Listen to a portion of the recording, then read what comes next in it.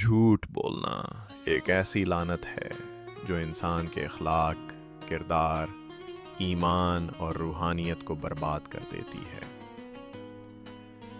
جھوٹ دراصل ایک ایسا زہر ہے جو آہستہ آہستہ انسان کے دل میں بس جاتا ہے اور اس کی سچائی، دیانت اور انسانیت کو ختم کر دیتا ہے۔ جھوٹ بولنے والا وقتی طور پر کامیاب نظر آ سکتا ہے، مگر آخر کار وہ اپنی سچائی، عزت اور وقار سب کچھ کھو بیٹھتا ہے۔ اسلام میں جھوٹ کو سختی سے منع کیا گیا ہے کیونکہ یہ وہ برائی ہے جو دوسری تمام برائیوں کی جڑ ہے۔ قرآن پاک میں اللہ تعالیٰ فرماتا ہے، سورۃ الزمر 3، یعنی بے شک اللہ اس شخص کو ہدایت نہیں دیتا جو جھوٹا اور ناشکرا ہو۔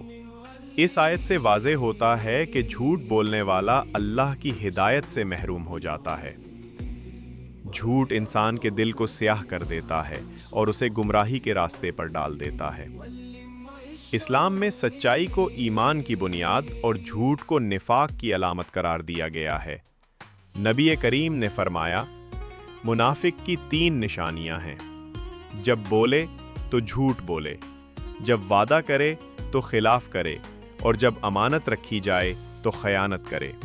بخاری اور مسلم۔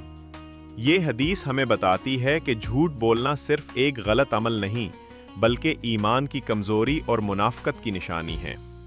ایک اور حدیث میں نبی کریم نے فرمایا، سچائی نیکی کی طرف لے جاتی ہے، نیکی جنت کی طرف، اور جھوٹ برائی کی طرف لے جاتا ہے اور برائی جہنم کی طرف۔ بخاری۔ یعنی سچائی انسان کو نیکی اور جنت کی راہ دکھاتی ہے، جبکہ جھوٹ برائی اور تباہی کی راہ ہے۔ جھوٹ بولنے کے بے شمار نقصانات ہیں۔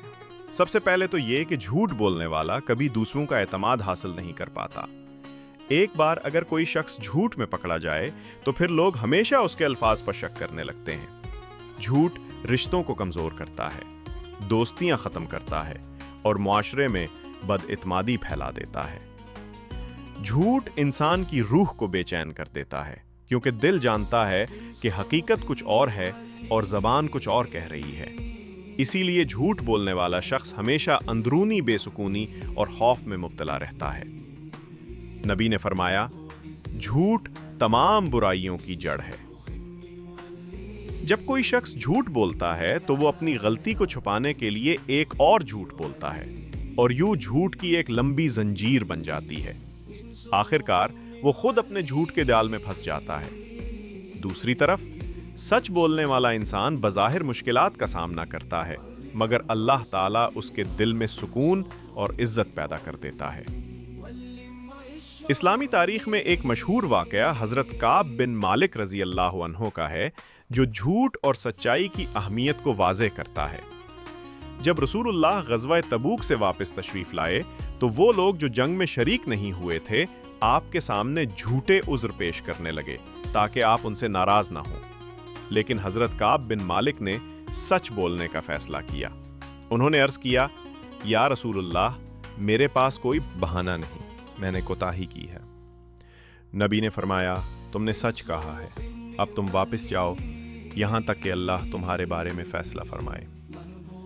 40 دن بعد اللہ تعالیٰ نے ان کی توبہ قبول فرمائی اور قرآن پاک میں ان کی سچائی کی تعریف کی، اور اللہ نے ان تینوں کی توبہ قبول فرمائی جن کا معاملہ مؤخر کر دیا گیا تھا۔ سورۃ التوبہ 118۔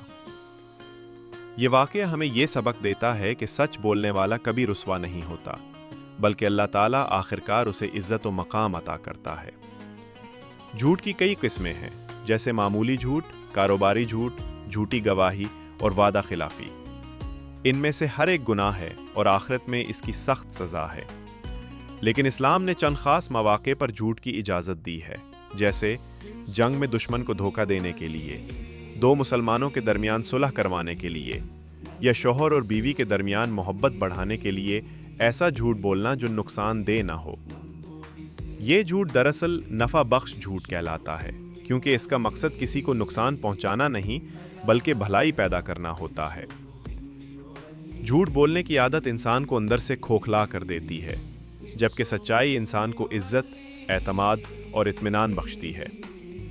सच बोलने वाला शख्स लोगों के दिलों में जगह बनाता है और सबसे बढ़कर अल्लाह ताला के नज़दीक महबूब बनता है। नबी ने फरमाया, तुम सच्चाई को लाजिम पकड़ो, क्योंकि सच्चाई नेकी की तरफ रहनुमाई करती है और नेकी जन्नत की तरफ ले जाती है। आखिर में ये समझना ज़रूरी है कि झूठ वक्ती फ़ायदा तो दे सकता है, मगर ये हमेशा के लिए नुकसानदेह है। सच बोलना अगरचे कभी कभार नुकसानदेह लगता है, मगर उसका अंजाम हमेशा इज्जत, बरकत और कामयाबी होता है। हमें अपनी ज़िंदगी में सच्चाई को अपनाना चाहिए, चाहे वो कितनी ही सख्त क्यों ना हो। सच बोलने वाला शख्स अल्लाह की रहमत के साए में रहता है, जबकि झूठा इंसान हमेशा खौफ, धोखे और गुनाह के अंधेरों में भटकता रहता है। अल्लाह के कलाम और दीन की बातें फैलाना सदक़ाए जारिया है, लिहाजा इस वीडियो को ज़्यादा से ज़्यादा शेयर करें ताकि नेकी का ये पैगाम दूसरों तक भी पहुँचे। वीडियो को लाइक करें, चैनल को सब्सक्राइब करें और दुआ में हमें भी याद रखें।